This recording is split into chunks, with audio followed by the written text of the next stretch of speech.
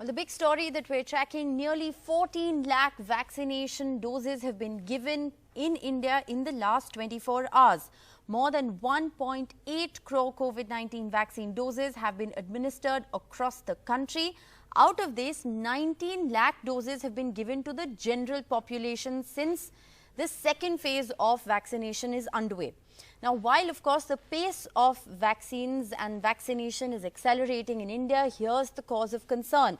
Maharashtra, Punjab, Haryana, Gujarat and Madhya Pradesh, as well as Delhi even, are exhibiting a rise in daily coronavirus cases. 6 states currently in the country account for 84% of the total cases, while there have been no new COVID fatalities reported across 18 states and union territories in the last 24 hours. Why are India's cases seeing an uptick, and can the pace of vaccination in a certain sense undo that uptick? That's the big question that we're asking. Dr. Ravindra Mehta, Chief of Critical Care and Pulmonologist from the Apollo Hospitals in Bangalore, joins us. Thanks so much for being with us. I want to ask you, Dr. Mehta, what do you firstly make of this record 14 lakh vaccinations that India has accomplished in the last 24 hours? Well, I think that's excellent actually, because that's the one way out of the situation has very right. And I think over the glitches of the intent is very ground as fast as possible. And the focus is decided by the sensitivity in both in terms of systems, delivery, convince people, as well as the core and software for the issues we've dealt with. So, I think news very interesting, and I think it should just get better. Right. What more needs to be done in order to accelerate the pace of vaccination even further, according to you, Dr. Mehta? Because we have a target of 27 crore people to vaccinate by July as per the government's own estimate. So I think what we'll have to look at is the fact that we have to move faster from the point of view of the fact that we have a good time right now. We're in a COVID relatively light situation, notwithstanding the numbers you showed. And we have to learn from both our experience of extensive vaccination in other areas, as well as the experience of mass vaccination in countries like the US and the UK, who have been going through the worst of the pandemic. So I think at this point, if you look at the stages, A, they declared the fact that this is going to come to a certain group. B, they put the software as being one of the important things. C, they release the private hospitals. I think these things have to be taken really ahead in a war front. So 2 things need to happen. One is extensively increase the number of people who can vaccinate. 2, make vaccination much easier. 3 is the fact that look at your strategies and figure out constantly on a regular basis where are your pitfalls and what you can do to remove them. Okay. The good news, we have 2 vaccines on the ground with great data. The concerning news, we can and should and must move much faster. Right. Very last question, Dr. Mehta. Are you at all concerned about the COVID-19 cases? Now, there are over 16,800 cases reported in the last 24 hours. There are 6 states currently that account for over 84% of India's total COVID cases. Are you concerned with this surge? Yeah, so it's 2 things to look at. First of all, the numbers are always concerning when they rise, but we have to understand that they're happening with an opening phenomenon which is happening in most of the states. For example, Mumbai is opened up its local trains in the last 2, 3, 4 weeks, if I'm not mistaken, and that obviously, looking at the demographics of local trains in Mumbai, is going to lead to some sort of jump. Similarly, Karnataka has gone through a very minuscule rise. We're looking at less than 600 cases. Yes, there is a jump, but it's not a lot. Most important thing which we can tell you as the end guys who deal with it is that the serious patients are not coming in large numbers. And this we can say emphatically, which means that it's concerning. It is something we should keep our eye on. We should reiterate the precautions. We should use that as an impetus to increase vaccination. Right. And people also will get more motivated. But at the same time, it's interesting that you're saying that you're not getting serious patients coming into hospitals. Would you attribute that to the vaccination process that has started, or is it too premature to say that? It's a lovely question, and I think the whole world, including the United States, is wondering how India has escaped the huge onslaught of COVID which has been seen over there. It's a discussion which could go on, and we have so many things to talk about. I'll try and make 2, 3 core reasons. I think most of the time we've done our COVID run. We've done a massive COVID run of 5 to 6 months in most of the urban cities. We have this extensive herd immunity, which seems to be more. There seems to be some sort of inherent immunity in Indians, and there's a whole bunch of luck factors which we can talk about. And vaccination is adding a small print. We have to reverse the ratio now to make sure this stays. So a small footprint of the vaccination can be attributed to the fact that you aren't seeing as many hospital admissions just yet, even though the cases are surging in certain parts of the country, and we sincerely hope that's a trend that continues. Thanks so much, Dr. Mehta, for joining us. Well, we have another very important development that we're reporting on today. Germany's Vaccine Commission has approved the use of Oxford AstraZeneca jab in people over the age of 65. Now remember, the country previously approved it only for people under the age of 65 because Germany said that there is insufficient data to prove that this vaccine is effective in older people. Now Germany, along with France, has made a U-turn. There was a lot of skepticism in Germany, other parts of Europe as well. There were many doses of the Oxford AstraZeneca vaccine that were reportedly left unused. But now, after France, Germany too has come out and said that there are studies to show that this vaccine is indeed effective in those above the age of 65. Well, joining us on the broadcast, we have Dr. Ravindra Gupta, Professor of Clinical Microbiology, Department of Medicine, University of Cambridge. Thanks so much for being with us. I want to begin by asking you, Dr. Gupta, what has prompted this change? What is the study that, Germany or France, for instance, have taken cognizance of, responding to which they've now allowed those above the age of 65 to receive the Oxford AstraZeneca vaccine? Well, thank you very much for having me on the show. I think that the initial worry from the Germans and Europeans was due to the fact that in the clinical trials of the ChAdOx vaccine, that these vaccines had been tried only in in adults, 18 to 55, something like that. So there wasn't much data in older individuals. Now, since the rollout of the AstraZeneca vaccine in the UK, of course, we have now accumulated probably at least 8 weeks of data, and reports are coming out on large numbers of patients throughout this country, and of course also Israel. But of course they haven't used the ChAdOx vaccine, but nonetheless, data are emerging on older adults, and it appears to be safe and effective at preventing disease overall in this population. It may not be fantastic, but the signals are that this vaccine does protect. And of course, Italy and Germany are at risk of a rise in cases. Do you also believe, the head of the World Health Organization's Europe office has said that there's actually been a 9% increase in COVID-19 cases in the last 1 week. Are you at all worried about this surge? Do you believe that Europe needs to accelerate its pace of vaccination? Well, there are surges going on in different countries at different times at the moment, and this is obviously worrying. We need to make sure that the vaccines are scaled up as quickly as possible.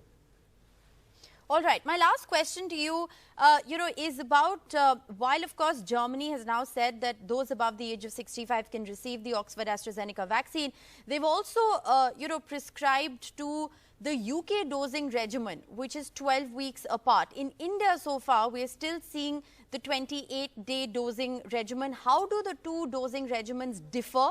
And, which do you think is better? Well, you see, the dosing interval is not going to be optimal for every vaccine. So different vaccines are going to have different optimal intervals. There's just no way biologically that different types of vaccines can all have the same dosing interval. So what we're trying to do is be pragmatic. Given that there are different vaccines being used within countries, no, but it's very confusing. I'm talking specifically about the Oxford AstraZeneca vaccine, because in the UK, it's a 12-week gap, and in India here, for instance, it's a 28-day gap. Yes, so for ChAdOx, there are data showing that actually after 12 weeks, there's the 12-week gap is associated with potentially a better response to the booster vaccine. As opposed to 28 days. But nonetheless, it's a good response. So it's good news for the Oxford vaccine, yes.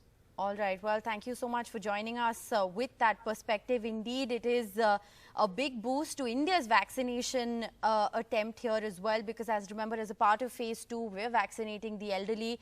Now, Germany and France have also said that the Oxford AstraZeneca vaccine is safe. They've greenlit the vaccine for those above the age of 65. Well, let's now shift our focus to the other big development that we're tracking, and quite a shocking one at that. Texas has decided to reopen the state 100%. Now, in a sweeping rollback of COVID-19 restrictions, the governor of Texas has also lifted the mask mandate. The governor says the cases are falling, the pace of vaccination is good, and as more and more countries around the world lift restrictions, can we really do away with the mask? That's the big question. We have Dr. Peter Chin Hong, infectious disease expert, joining us. He's a professor at the University of California. Thanks so much for being with us on NDTV. The Texas governor issued, perhaps one of the most sweeping rollback of COVID-19 restrictions just yet by lifting the mask mandate. What do you make of this? I share the governor of California's viewpoint in thinking that it's absolutely reckless. I'm really worried that turning on the switch all of a sudden, it's like you're sleeping in the dead of night and you turn on the light full force. People are going to be stumbling, walking around. It's going to be dangerous. Lives are going to be lost. Well, it's not just Texas, because even Michigan, Louisiana, Mississippi, there are other states that seem to be following what Texas has done. Is this now going to be a trend in the U.S.? It is a trend in some states. I would say that other states are probably going to be more cautious. I'm worried that it's going to be divided along political lines once again. And what we had been hoping for with the new administration is a coordinated national strategy. So we will see what will happen. Right. The governor, however, tweeted to justify his move. Now, he said that Texas has the lowest COVID hospitalization since October. The positivity rate is the lowest since mid-October. And, the pace of vaccination has also gone up. Do you buy this justification? No, but a decline in cases doesn't mean that there are no cases. I think people are fixated on a percentage decrease, but not the absolute number that's left. Let me give you an example.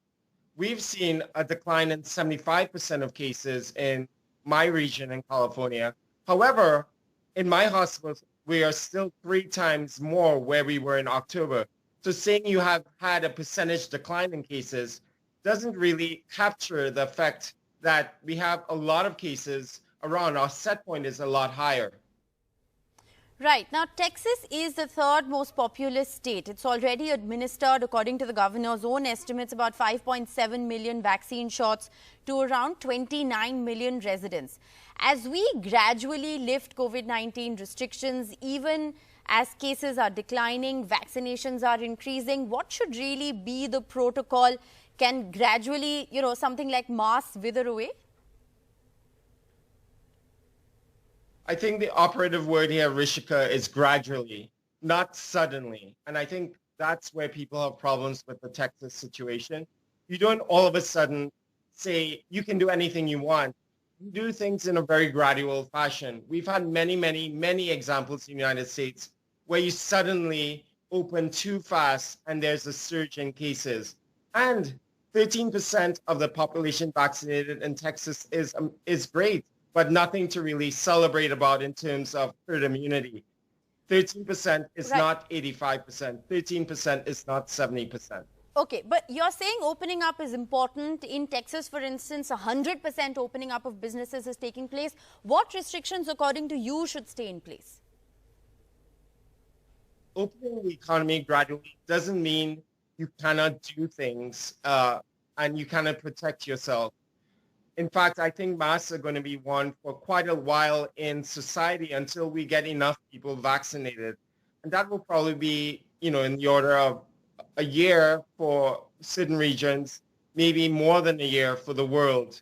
The mask is very easy to wear. It's very light. It protects you against other infections like influenza and the common cold.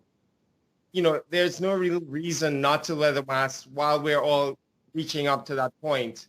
Plus, a lot of people are not consenting to be vaccinated yet. So that vaccine hesitancy is going to probably delay, tearing off my mask and throwing it up into the air. Opening up the economy doesn't mean that you don't wash your hands. Right. And to have a statement that's saying you can do anything you want and we put it on your honor system really doesn't capture, the moral obligation I think a governor has to his constituents. All right. I want to ask you, last question, Dr. Peter Chin-Hong. Cases in the United States are declining. However, it does continue to still remain the worst hit country in the world. Do you believe a move like removing mask mandate can undo the progress the US has made in the last few weeks? I'm worried that we will see a surge in the next few weeks. The question is actually not whether or not we'll see a surge. The question is by how much. There's going to be spring break coming up soon. And Texas, for example, has a lot of spring break destinations like South Padre Island, which will, permit a lot of congregation of a lot of unvaccinated individuals, particularly young people where the vaccines haven't been rolled out to yet. So that and, the stalling across the country as people feel more courageous will probably lead to increase in numbers. All right. Well, thanks so much for joining us with that perspective. Clearly, from what you're saying, your advice is that people must absolutely continue to keep their masks on, even if cases are declining and even if you have received the vaccine shot. That's very important advice. We're going to slip into a very short break, but we'll have more coming up on the other side. Stay with us.